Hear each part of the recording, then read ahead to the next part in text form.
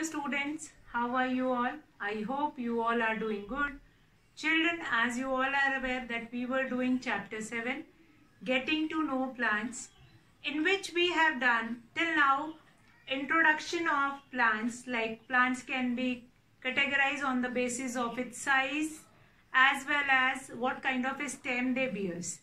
So they can be divided into herb, shrubs and tree, as well as they can be categorized into creepers and climbers. Now on the basis of lifespan, what kind of a lifespan they have, how many years they survive, and in how many years they gives us fruit, flowers and other things.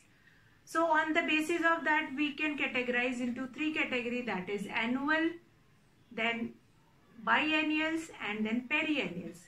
Annuals means once in a year, or the lifespan of these plants is 1 year. Then biennials, the lifespan of these plants is 2 years. In 1 year they will complete their vegetative propagation, and then next year they will give us flowers and fruits. Then number 3 is that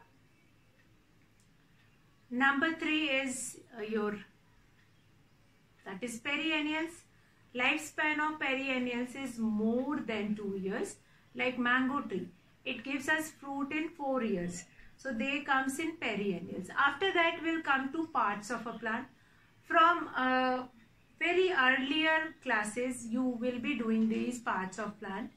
So what we have done in this year, that we have divided the plant system into two. One is root system, other one is shoot system. The part of the plant which is under the ground or under the soil, that comes in root system, and then the part of the plant which is above the ground, that will come in shoot system. So in root system we have two types of root, tap root and fibrous root.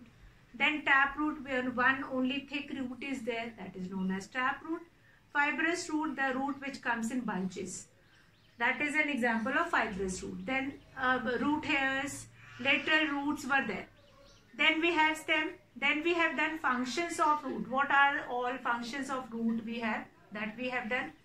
And then modification of roots we have done. After that we had started with stem. Again in stem also we have done functions of stem, and then modified stem, which help to provide support, which help to provide minerals also, which help them to provide other stored food also. Now these stem are also useful for multiplication of the plants also. Now the third part which we have to do, that is leaves. Now leaves are, now the general thing which you know earlier also, leaves are known as food factory of a plant. So what do you mean by this food factory of a plant? Food factory means a factory where food is manufactured. So leaves are the food factory of a plant. Food factory means leaves contain a pigment which is known as chlorophyll, which help to prepare food in the presence of sunlight, carbon dioxide and water. Water and mineral, they will be taking it from the soil, and in the presence of sunlight they take carbon dioxide from the atmosphere, and then they can prepare their food. Now leaf is a flattened green colored structure which arises from a node of a stem. Now node is what? Node I have told you earlier also. Node is that point from where that leaves are attached to the stem. That is known as nodes. And the two part between nodes is known as internodes. Now first we'll write it down.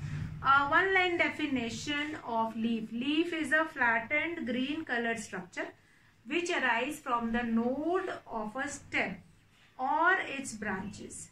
Now leaves are found in different shape. You can find it out, different shape of leaf, and having different type of a structure, different type of a venation also. So what all important about leaves that we are going to see in this, First, the green color of leaf is due to the presence of chlorophyll, which I have told you just now. So what we are going to write about leaves, that leaf is a flattened green colored structure which arises from the node of a stem or its branches. Its green color is due to the pigment chlorophyll. Now in some plants, the lamina, the flat broad part of a leaf, may have other colors also, like purple color, white mixed green color. So leaves have multiple color also. It is not necessary that they have only green color. Now the multicolored leaves contains chlorophyll. Yes, that multicolored green also contain chlorophyll. Now variegated leaves are there, multiple colors leaves are there, leaves of money plant and croton, coleus, these all are colorful leaves.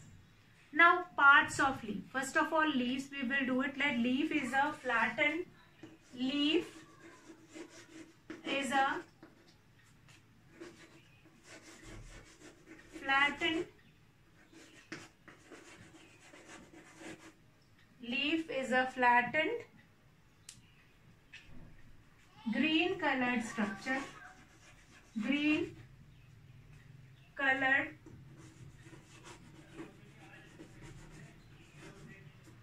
structure, green colored structure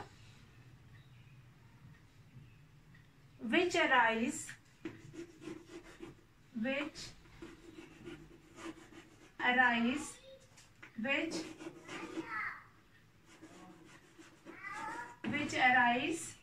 green colored structure which arise from the node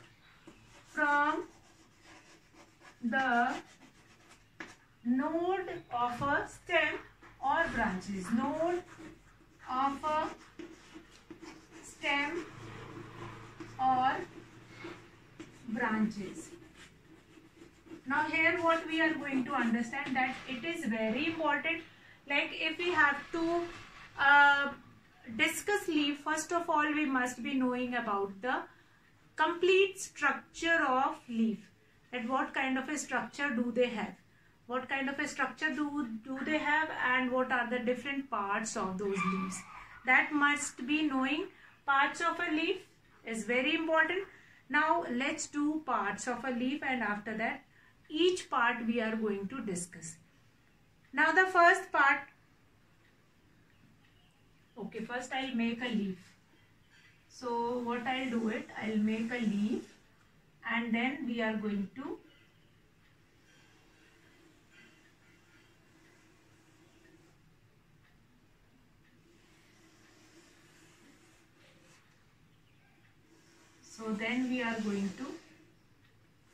find it out. So leaf can be a certain kind of a structure.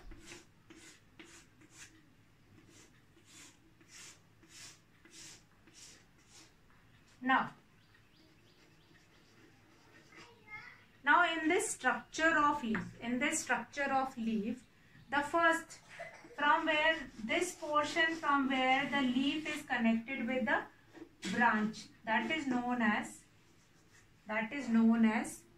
yes, that is visible, that is known as, the leaf is attached to the branches with a slender stem or stalk which is known as petiole, P-E-T-I-O-L-E, petiole, P-E-T-I-O-L-E, petiole. So this part with which the leaf is connected with the tree or with the plant, that is known as petiole. Now lamina is the main body. Lamina is what? Lamina is the main body of that leaf. In most cases it is broad and green. This whole portion is known as lamina. Lamina is the main body of leaf. In most cases it is broad and long. Now this center line which divides the leaf into two parts, what is this? That is midrib. So it is not necessary to know the definition of all these parts. You must be knowing these different parts. What is the name of these different parts? Then we have lamina. This whole structure is known as lamina. Lamina. That whole structure is known as lamina. This center point is not center part which divides the leaves into two parts. Then the tip of the leaf is called leaf apex. This tip is known as leaf apex. Leaf apex. This tip of that leaf is known as leaf apex, and then while its outline, this outline is known as leaf margin. Leaf margin. So these are the certain part of a leaf. What are these parts? First of all, leaf is a flattened green colored structure which arises from the node of a stem or branches. Now, node of the stem, this part with which it connected with the other branch, it connected with the other stem. This is known as node, with which that leaf is connected with that plant. Now, in this leaf, we have certain part. First of all, the stalk with which it connected with the branch, that is known as petiole. The branch with which they connected with that tree, that is known as petiole. Then this whole leaf, this whole surface of that leaf is known as lamina. This center point is known as midrib. This part is known as leaf apex. The tip of that leaf is known as leaf apex. Then leaf margin. This is known as, this line, the outer outline of the leaf is known as leaf margin. So these are the certain part of leaf which is very important. Then in the leaf we will find it out. Now if this is the introductory part, as well as this parts of leaf is also very important. This parts of leaf. Parts of leaf. This also very important. It shows what are the different parts of leaf and how we will find it out. The different parts of that leaf. First, the stem with which it is connected with the other branches, that is known as petiole. The middle part, the middle line which divides the leaf into two parts, that is midrib. This flat surface of leaf is known as lamina. Then this tip is known as leaf apex, and outline of this leaf is known as leaf margin. Now outline of this leaf is known as leaf margin. Now these are the few parts of leaves which are very important. After that we are going to discuss about these lines. You might have seen some leaf in which we have this kind of a line, and in some leaves you have find it out such kind of a lines also will be there. Now such kind of a lines also you are going to find it out. So what is that? So let's find it out. These are known as, these fine lines which is inside the leaves are known as leaf venation. Fine, leaf veins, they are known as leaf veins. And there are two types of leaf venations. Now the pattern formed by the veins in a leaf is called leaf venation. So next we are going to do about leaf venation in leaves. I hope these certain different parts of leaf is clear to you all. Now in leaves we are going to do leaf venation. We are going to do leaf venation. So let's start with leaf venation. What do you mean by leaf venation?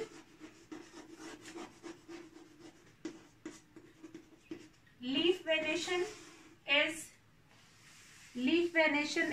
the pattern formed by veins. The pattern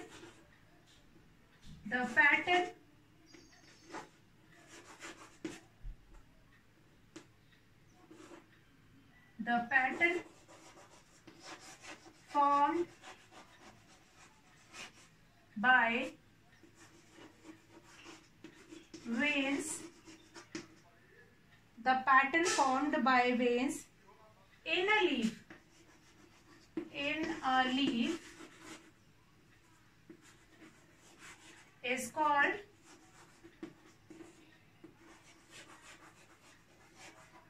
leaf venation.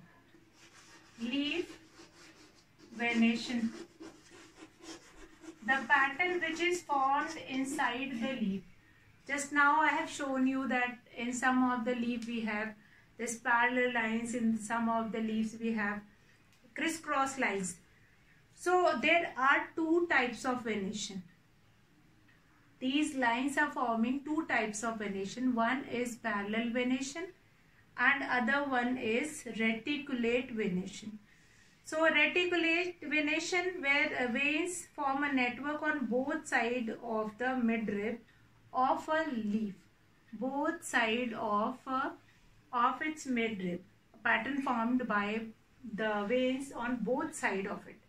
So two types of leaf venation, this much you are going to remember. Reticulate venation, and the other one is parallel venation. Reticulate venation and the other one is parallel venation.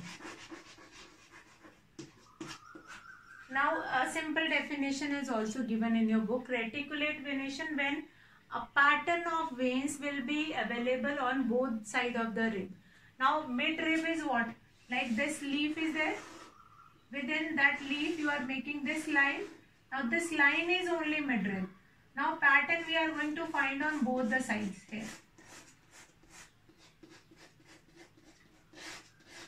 Now this is known as reticulate venation. But in parallel venation we have such kind of a venation. No pattern you are going to find it out on both the sides. One common pattern you are going to find it on both the sides. So this will be your reticulate venation and this will be your parallel venation. Fine. That is, the arrangement of veins are same on both the sides, and there are two different venation you will be finding on both the side of midrib. So there are two types of venation, that is, first is reticulate venation and the other one is parallel venation. So now venation in leaf, the pattern formed by veins in a leaf is called leaf venation. There are two types of venation, that is reticulate venation and parallel venation.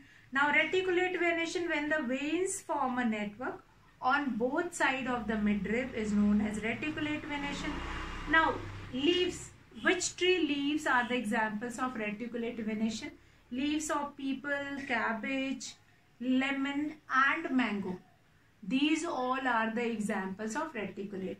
And banana leaves are the example of parallel venation. Leaves of grass also, cereals, banana, they show parallel venation. Since in parallel venation, when the veins of a leaf run parallel, parallel means in front of each other, they run, that is known as parallel venation. So this leaf venation shows how veins are placed inside that leaves, and by looking at the leaf only you can tell what kind of a venation it has, reticulate or parallel. If you know this, that what kind of a. Now if these veins or reticulate veins or these venation help the plants, yes, as many veins were connected to each other, they can prepare their food, they can transport their food, they can store their food also easily. Now if you will see any leaf. You will find it out such kind of a venation, either reticulate or parallel, and you can categorize it. Now, functions of leaf. Another important topic of this leaves. What are the functions of leaf? Functions of leaf. Next we are going to know about functions of leaf. Yes, we all are aware of it that leaves are known as food factory of plant. So the first function is to prepare their food. Functions of leaf. So the first and foremost important function of leaf is to carry out the process of photosynthesis. Now photosynthesis is the process by which plants prepare their own food in the presence of sunlight and carbon dioxide by using water and mineral from the soil, and chlorophyll, which is already present in the leaf. So through stomata they are going to take carbon dioxide, and in the presence of sunlight and chlorophyll they prepare food, and that food is prepared in the form of starch, and also they release oxygen. So the first and foremost function of leaf is leaf prepare food. Leaves prepare food by the process of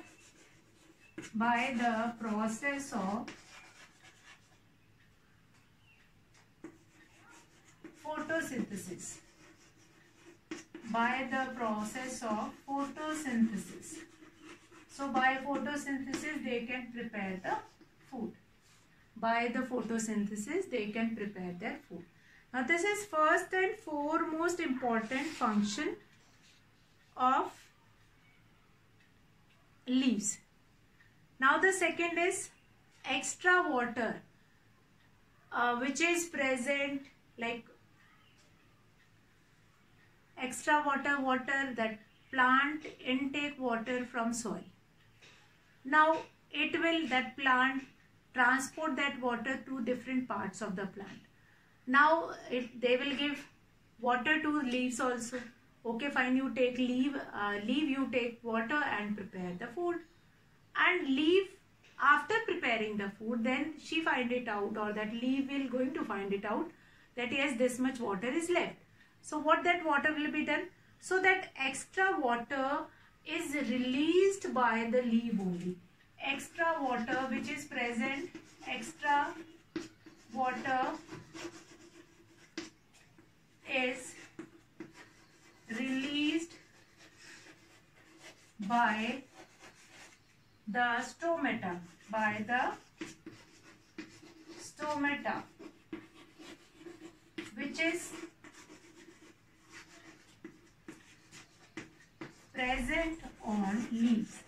is present on leaves,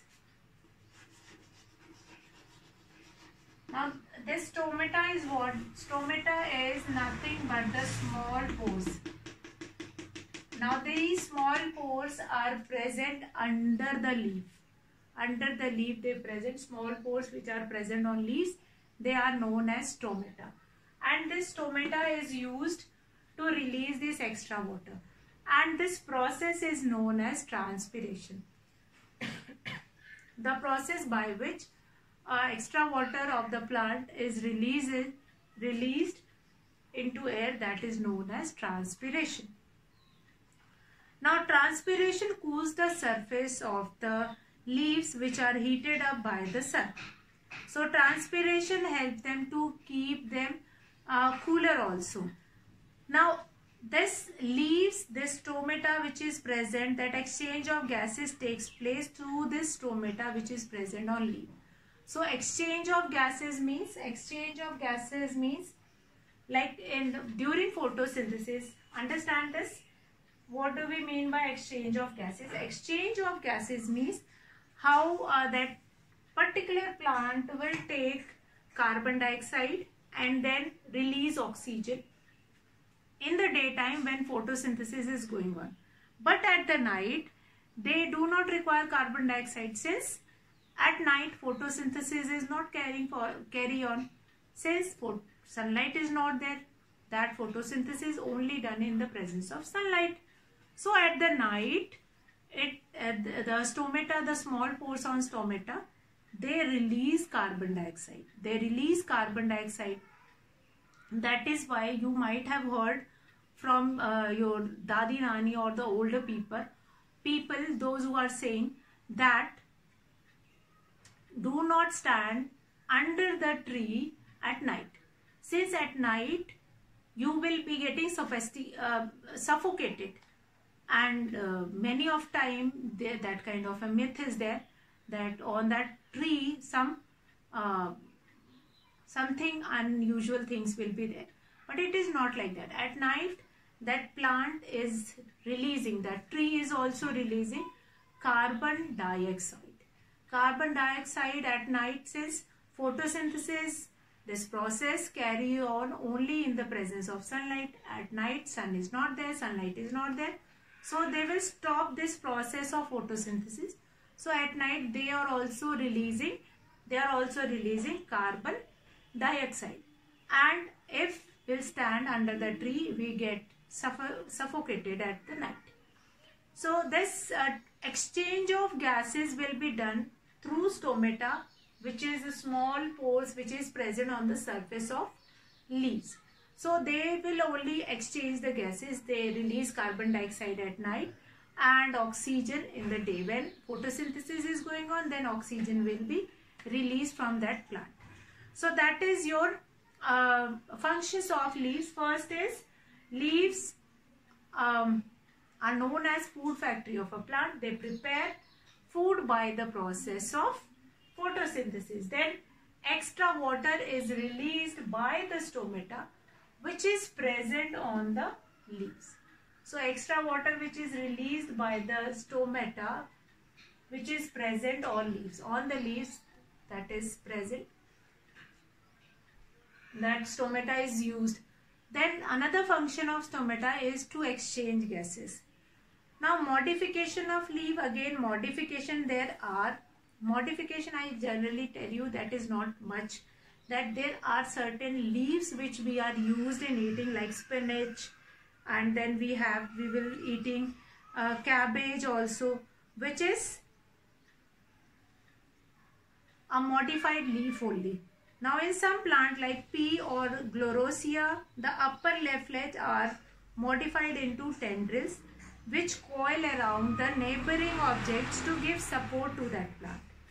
Then in cactus also, leaves are modified into spine which reduce the loss of water from the leaves. Then spine also protect the plants from being eaten by the grazing animals. So these modification of leaves were there, that in cactus the leaves will be changed into spine which help them to protect from the grazing animal. Next, in some of the plants like peas and Gloriosia, the upper leaflet are modified into tendrils which coil around the neighboring plants.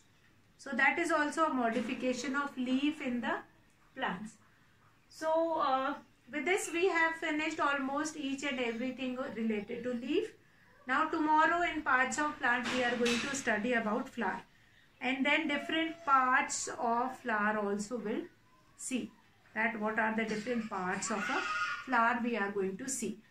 So today what we have done, today we have done about leaf. What are leaf? Leaf is a flattened green structure which is connected to stem, through stem, and that part with which they connected through stem, that is known as node. Different part of leaf, that is the flat portion is known as lamina. Then we have midrib, then outer body of it. So certain things will be there. So leaf, almost we have done two types of venation, that is parallel and reticulate venation. Different parts of leaf we have done, what is the function as well as modification. So we completely finished this leaf part. Tomorrow we are going to start with the next part, that is flower. And what are the different parts of flower that we are going to see?